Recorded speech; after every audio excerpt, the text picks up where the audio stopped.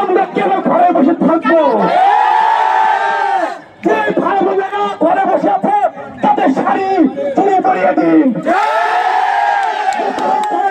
আমাদের দাবি আদায় না হবে আমরা রাজপথে থাকবো। আমাদের দাবি আমাদের আন্দোলনের জবাব দিতে আমরা কারো কাছে অভিযোগ দিব না। আমরা অভিযোগ দেব বাংলাদেশের মানুষের কাছে।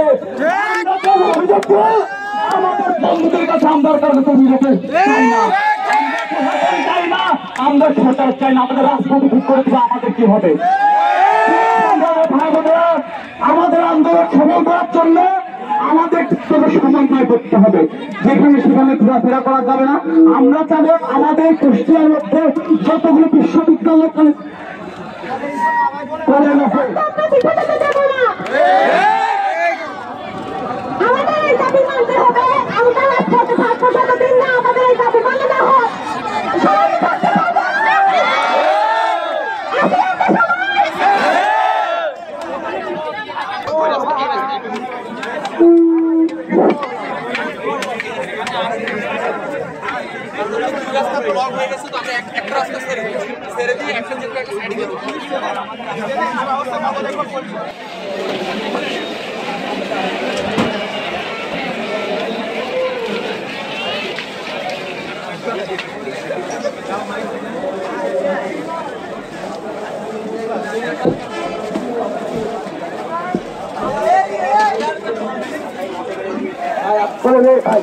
আপনারা সবচেয়ে দেখেন আপনারা